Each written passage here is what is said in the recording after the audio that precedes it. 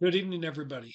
It has been quite some time since I've been on here with you all, solely because my regular job has just been kicking me in the ass. So I'd like to welcome you back to an episode of Important Decisions.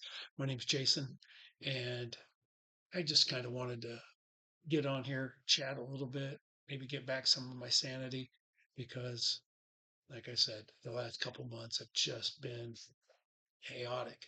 And there's been so much good whiskey dropping lately.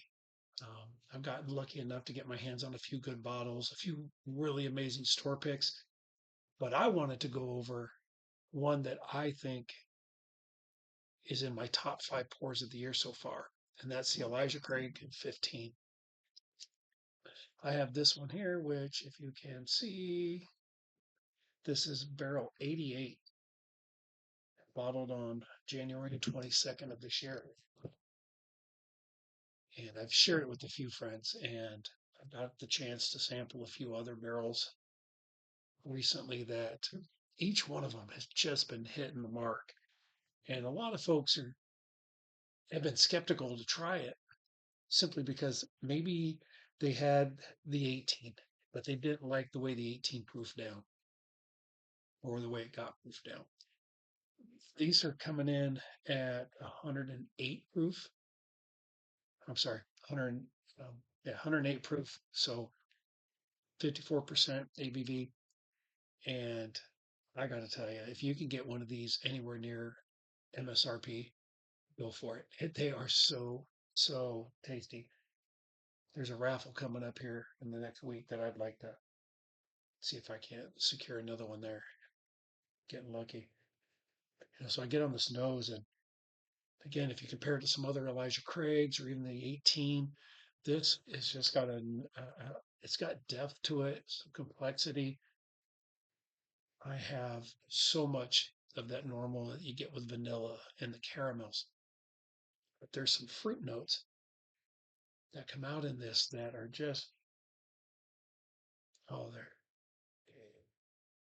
almost like you have like a vanilla frosting with like a couple pieces of cherry or raspberry on top of that, like a fruit compote.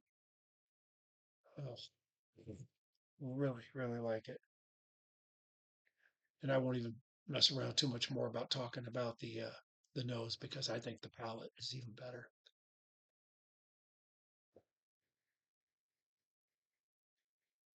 Mm. And it's hard to see, but there's a fair amount of oiliness as that runs down the glass. Um, you get that cherry, you get some kind of a like a brown sugar, just a little bit of burn on that sugar.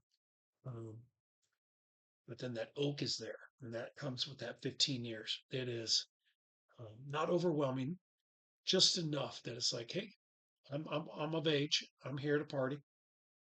Um, I mean, just the hint of spice. I think the finish on this, for me, it's. I've heard some people say that it's quite a long finish. I think it falls off a little bit, but not in a bad way.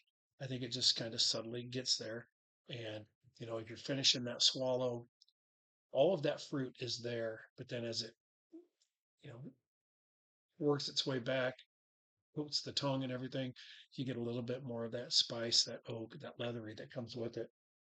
And the folks at Heaven Hill, I think, did us right with this. Um, Seeing these released, most stores are keeping them at MSRP. There's a few of those out there that are charging them fucking secondary prices, but for the most part, we're getting some pretty good stuff here. Mm. You know, um, having this, I'd like to blind it up against some other 15-year whiskeys. We know there's not a ton of them out there that's available, at least not at reasonable pricing. You got your Russell's 15. Obviously, you can find a Pappy 15. Um, I guess you could put it up against the Calumet. I'm trying to think what else. You could put it up maybe against a Jack 14. I think they're close enough in the proof in that age that that can work out. Um, so yeah, I think if you can get one, and I think MSRP on these is like 139, maybe 149. Both of mine I got out the door at MSRP, and I was very fortunate. Found some bottles in South Bend, Indiana, left one on the shelf, but out the door it was like 150. I wish I was still there because I'd go back and get it again. Um, yeah, give it a try. Again, this was barrel 88. I think my other barrel I have it's 215, so I'd like to try them together, blind those. Um, so check it out. Again, it's good to be back on. I'm going to keep it short and sweet. Just wanted to do a quick review.